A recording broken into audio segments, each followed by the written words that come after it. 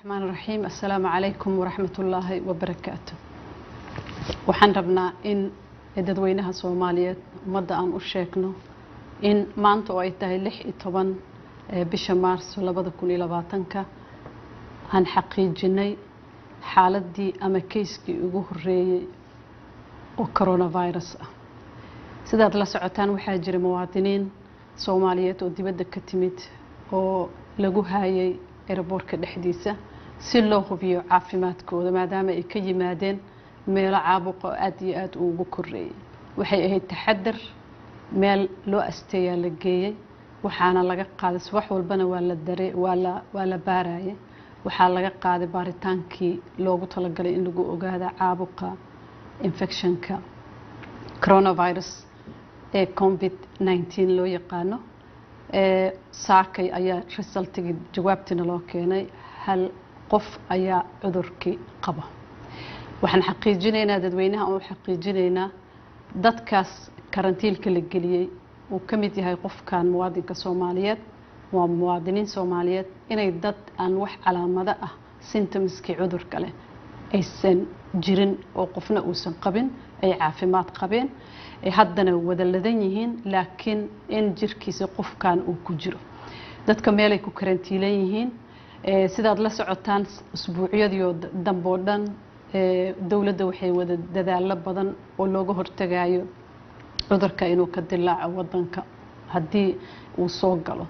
waxaa la sameeyay meelo lagu karantiilo dadka ka yimaada meelaha cudurkaas uu ka jiro muddo ka yar 14 casho. dadkaas hadda aan sheegayno ee ka yimid midkood laga helay waxay ahaayeen dad ka yimid meelaha caabuqa uu ka jiro waqti yar gudaheeda. meelaha dadka lagu karantiilayo waxaa loogu talagalay in dadka lagu haayo aan bulshada lagu deynin ilaa laga hubinayo laga qaadayo baaritaan la xaqiijinayo caafimaadkooda in cudurkii uu ku jiro jirkooda kadibna haddii ay caafimaad qabaan lagu daayo bulshadii oo xaafadahoodii iyo reerahoodii ay u tagaan. dawladda dadaal badan ay sameysay meeshaas lagu karantiilayo waa diyaar waqti yar gudaheeda waliba aad loogu dadaalo la isugu tagay dawladda xubnaheeda kala duwan xafiiska ra'iisul wasaaraha uu hogaaminayo. waxaa la sameeyay waxaa la diyaariyay isbitaal haddii xaalado ay soo baxaan lagu daaweeyo. isbitaalkii qalabkiisii waa la nadiifiyay waa la baneeyay waa la diyaariyay si looga hortago in qofkii uu soo rito xanuunka uu yani u dayacmo. dadaal badan ayaa jira qalabkii qaar waa la dalbay qaar waana loo keenay. wax dhib oo hadda ka muuqda dadkaas iyo qofka cudurka viruska korkiisa laga helay ma jiraan. waxaan rabnaa ummadda inaan u xaqiijino inay isdejiyaan aan la socodsiin doono mar walba xaaladda meesha ay marayso haddii ay wax soo kordhaan laakiin wacyigelintii wasaaradda caafimaadka ay hogaaminayso hay-adaha dawladda culamaa u diinka masaajidyada qaybaha kala duwan ee bulshada ay isugu tagtay way soconaysaa. waxaan ka codsanaynaa ummadda inay dadaalaan inay taxadaraan ayagoo aanan argagax isgelinaynin ama dadka gelinaynin in ma aragtay wax kastoo lagu yareyn karo inuu cudurkaas fido in lagu yareeyo nadaafadda in lagu dadaalo in la iska ilaaliyo goobaha ay dadka ku badan yihiin in yani shirarka ay baaqdaan haddii laga maarmo intooda badan safarada la gaabiyo si alla si loogu hortagi karo cudurka inuu faafo.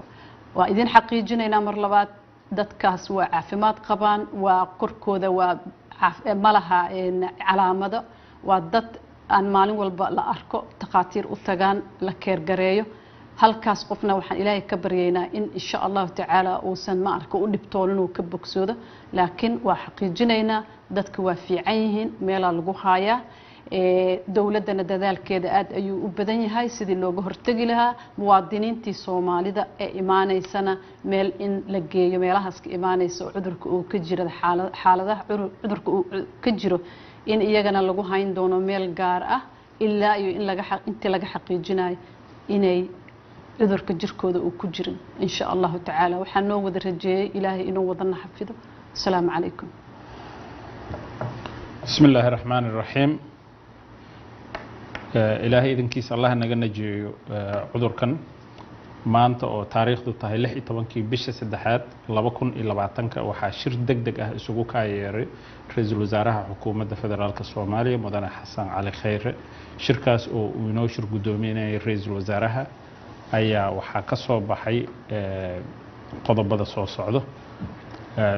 dowladda federaalka Soomaaliya si ay uga hortagto una xakamaysto cudurkani faafa ee coronavirus ayaa waxay joojisay dhammaan duulimaadyada caalamiga ah ee waddanka yimaada ama ka baxa xamuul iyo rakaab intaba ka bilaabato dhammaadka 18 bisha March 2020 muddo 15 cisho ah. macnaheedu waxaa weeyaan bisha 18keeda marka ay dhamaato habeenkii 6 saac la gaaro 19 diyaarad international ah mana iman karto waddanka kamana bixi karto. waxay dowladda ogolaasho gaar ah siin doontaa haddii uu Ilaahay ka raali noqdo duulimaadyada la xiriira bani aadanimada iyo xaalado gaar ah. insha Allah tacaala waxaan Ilaahay ka rajaynaynaa inuu cudurkani naga badbaadiyo dhammaanteen. xayiraadani waxa ay saaran tahay waddanka Soomaaliya dhammaantiis ayay saaran tahay. wabillahi tawfiiq.